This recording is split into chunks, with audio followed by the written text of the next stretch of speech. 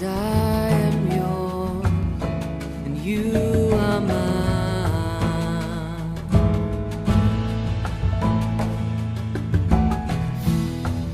'Cause I am yours, you are mine. ద్వితీయోపదేశకాండము 3వ అధ్యాయము 1వ వచనం నుండి.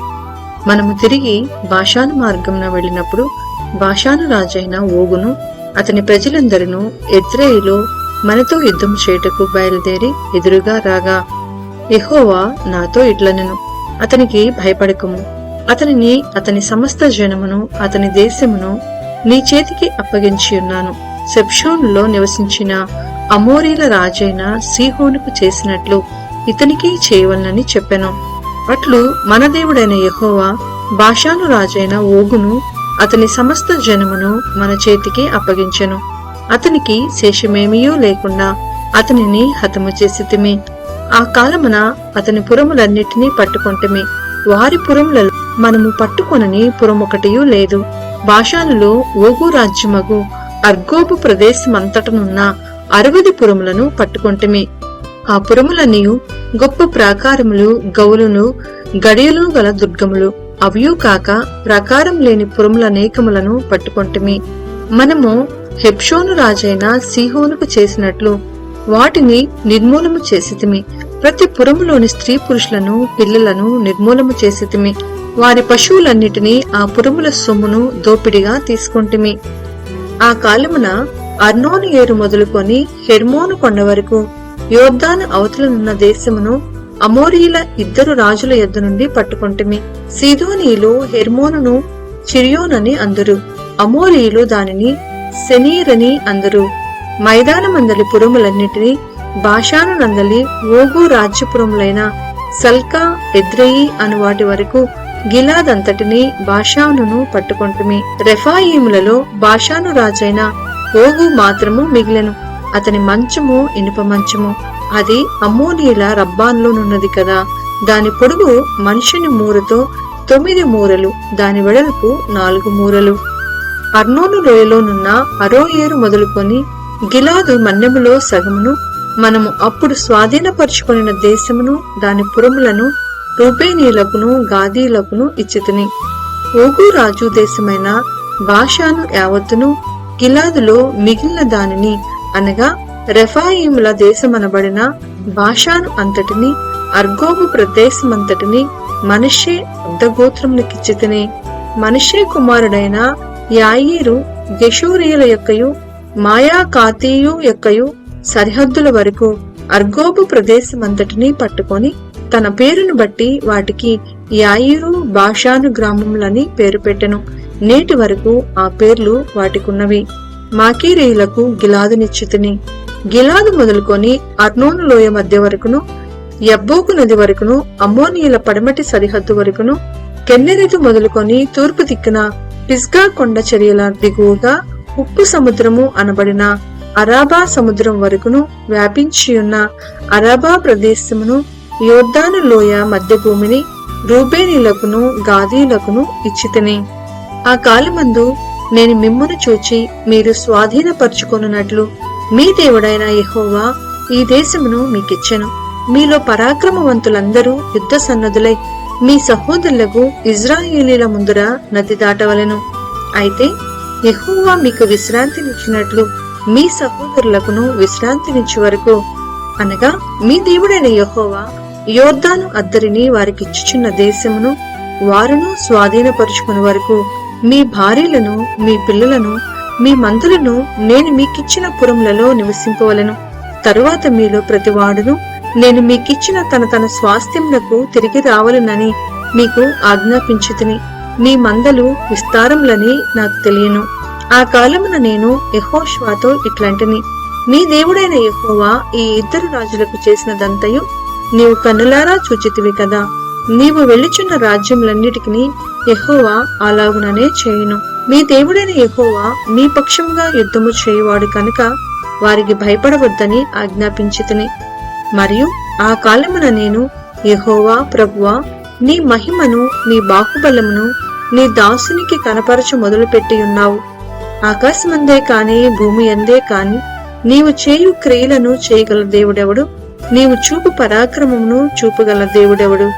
నేను అద్దరికి వెళ్లి యోర్దాను అవతలనున్న ఈ మంచి దేశమును మంచి మన్యమును ఆ లెబనోనును చూచినట్లు దయచేయమని నేను యెహోవాను బ్రతమాలుకొనగా, యెహోవా మిమ్మును బట్టి నా మీద కోపపడి నా మనవి వినకపోయెను. మరియు యెహోవా నాతో ఇట్లనెను, చాలును, ఇకను ఈ సంగతిని గూర్చి నాతో మాట్లాడవద్దు. నీవు ఈ యోర్దానును దాటకూడదు కాని నీవు పిస్కా కొండ ఎక్కి కన్నులెత్తి పడమటి వైపును ఉత్తర వైపును దక్షిణ వైపును తూర్పు వైపును తేరి చూడుము.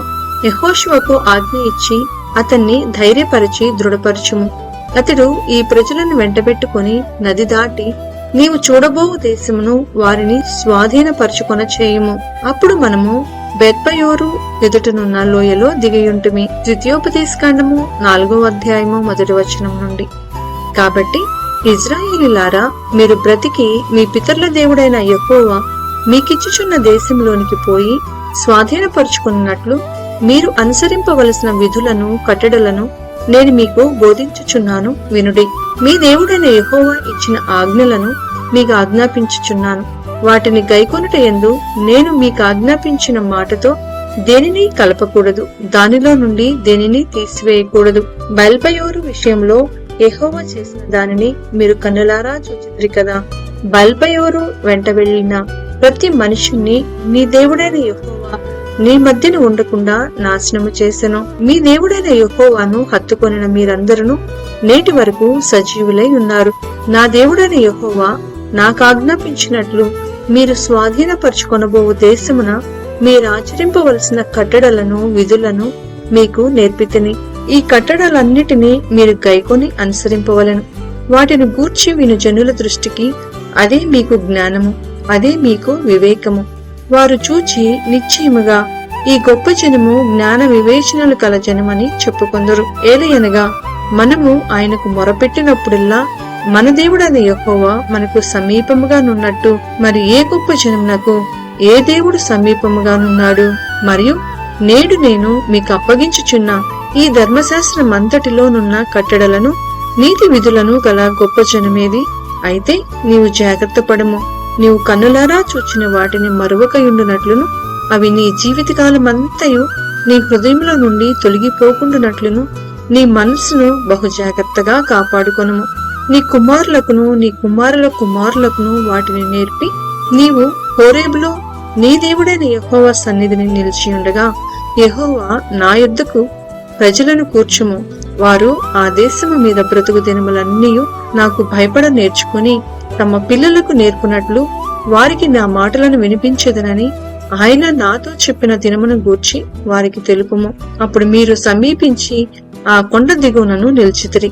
చీకటియు మేఘమును గాఢాంధకారమును కమ్మి ఆ కొండ ఆకాశం వరకు అగ్నితో మండుచుండగా యెహోవా ఆ అగ్ని మధ్య నుండి మీతో మాటలాడెను. మాటల ధ్వని మీరు వింటిరి కాని ఏ స్వరూపమును మీరు చూడలేదు, స్వరము మాత్రమే వింటిరి. మరియు మీరు చేయవలనని ఆయన విధించిన నిబంధనను అనగా 10 ఆజ్ఞలను మీకు తెలియచేసి 2 రాతి పలకల మీద వాటిని వ్రాసెను. అప్పుడు మీరు నది దాటి స్వాధీనపరచుకొనబోవు దేశంలో మీరు అనుసరింపవలసిన కట్టడలను విధులను మీకు నేర్పవలనని యెహోవా నాకు ఆజ్ఞాపించెను. హోరేబులో యెహోవా అగ్ని జ్వాలల మధ్య నుండి మీతో మాట్లాడిన దినమున మీరు ఏ స్వరూపమును చూడలేదు. కావున మీరు చెడిపోయి భూమి మీదనున్న ఏ జంతువు ప్రతిమనైనను, ఆకాశమందు ఎగురు రెక్కలు గల ఏ పక్షి ప్రతిమనైనను, నేల మీద ప్రాకు ఏ పురుగు ప్రతిమనైనను, భూమి క్రిందనున్న నీళ్ల యందలి ఏ చేప ప్రతిమనైనను, ఆడు ప్రతిమను కాని మగ ప్రతిమను కాని ఏ స్వరూపము కలిగిన విగ్రహమును మీ కొరకు చేసుకొనకుండునట్లును ఆకాశం వైపు కన్నులెత్తి సూర్యచంద్ర నక్షత్రములైన ఆకాశ సైన్యమును చూచి మరలు కొల్పబడి నీ దేవుడైన యెహోవా సర్వాకాశము క్రిందనున్న సమస్త ప్రజల కొరకు పంచిపెట్టిన వాటిని నమస్కరించి వాటిని పూజింపకుండునట్లును మీరు బహు జాగ్రత్త పడుడి.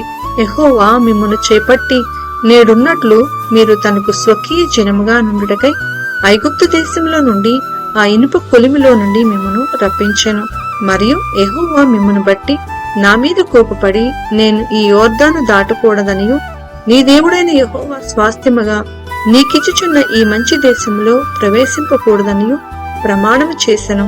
కావున నేను ఈ యోర్దాను దాటకుండా ఈ దేశంలోనే చనిపోదును. మీరు దాటి ఆ మంచి దేశమును స్వాధీనపరుచుకొనెదరు. మీ దేవుడైన యెహోవా మీకేర్పరిచిన నిబంధనను మరచి నీ దేవుడైన యెహోవా నీకు ఆజ్ఞాపించినట్లు ఏ స్వరూపము కలిగిన విగ్రహమునైనను చేసుకొనకుండునట్లు మీరు జాగ్రత్త పడవలను. ఏలయనగా నీ దేవుడైన యెహోవా దహించు అగ్నియు రోషము గల దేవుడునై ఉన్నాడు. మీరు పిల్లలను పిల్లల పిల్లలను కని ఆ దేశమందు బహుకాలము నివసించిన తరువాత మిమ్మల్ని మీరు పాడు చేసుకుని ఏ స్వరూపము కలిగిన విగ్రహమునైనను చేసి నీ దేవుడైన యెహోవాకు కోపము పుట్టించి ఆయన కన్నుల ఎదుట కీడు చేసిన ఎడల మీరు ఈ యోర్దాను దాటి స్వాధీనపరచుకొనబోవు దేశంలో ఉండకుండా త్వరలోనే బొత్తిగా నశించిపోదురని భూమ్యాకాశములను మీ మీద సాక్షులుగా ఉంచుచున్నాను. ఆ దేశమందు బహుదినములుండక మీరు బొత్తిగా నశించిపోదురు. మరియు యెహోవా జనములలో మిమ్మును చెదరగొట్టును. యెహోవా ఎక్కడికి మిమ్మును తోలివేయునో అక్కడ జనములలో మీరు కొద్దిమందే మిగిలియుందురు. అక్కడ మీరు మనుషుల చేతి పని అయిన కర్ర రాతి దేవతలను పూజించెదరు. అవి చూడవు, వినవు, తినవు, వాసన చూడవు. అయితే అక్కడ నుండి నీ దేవుడైన యెహోవాను మీరు వెతికిన ఎడల నీ పూర్ణ హృదయముతోనూ నీ పూర్ణాత్మతోనూ వెదుకునప్పుడు ఆయన నీకు ప్రత్యక్షమగును. ఈ సంగతులన్నీ నీకు సంభవించిన తరువాత నీకు బాధ కలుగునప్పుడు అంత్య దినములలో నీవు నీ దేవుడైన యెహోవా వైపు తిరిగి ఆయన మాట వినిన ఎడల నీ దేవుడైన యెహోవా కనికరము గల దేవుడు కనుక నిన్ను చెయ్యి విడువడు, నిన్ను నాశనము చేయడు. తాను నీ పితరులతో ప్రమాణము చేస్తున్న నిబంధనను మరచిపోడు.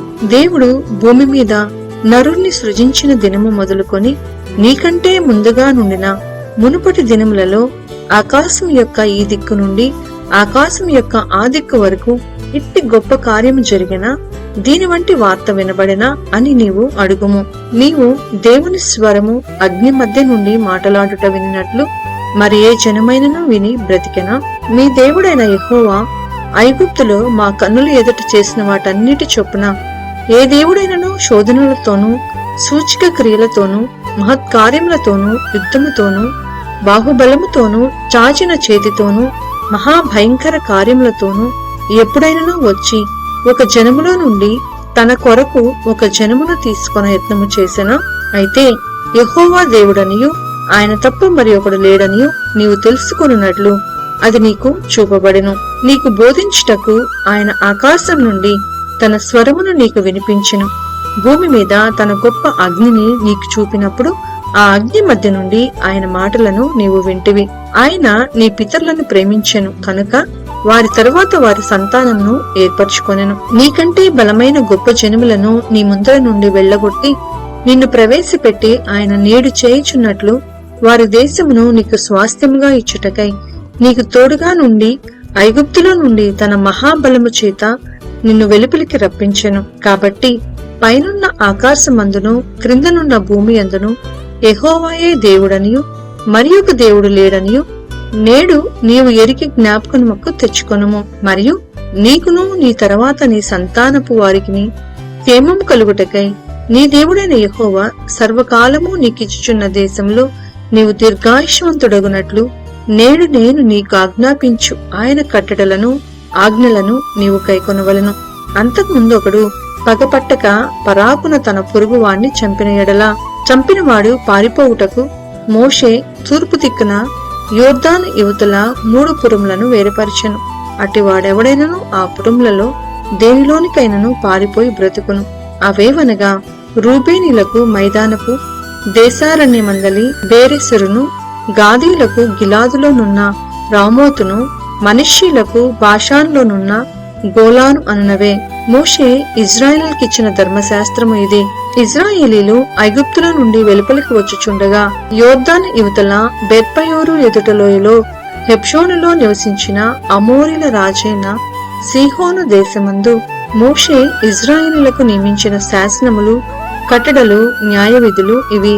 మోషేయు ఇజ్రాయేలీలను ఐగుప్తులో నుండి వచ్చుచు ఆ సీహోనును హతము చేసి అతని దేశమును యోర్దాను యువతల ఉదయ దిక్కుననున్న బాషాను రాజైన ఓగు యొక్క దేశమును, అర్నోను ఏటిదరినున్న అరోయేరు మొదలుకొని హెర్మోనను సీమోను కొండ వరకున్న అమోరీయుల 2 రాజుల దేశమును, స్కాయూటలకు దిగువగా ఆరాబా సముద్రం వరకు తూర్పు దిక్కున యోర్దాను అవతల ఆరాబా ప్రదేశమంతయు స్వాధీనపరుచుకొనిరి.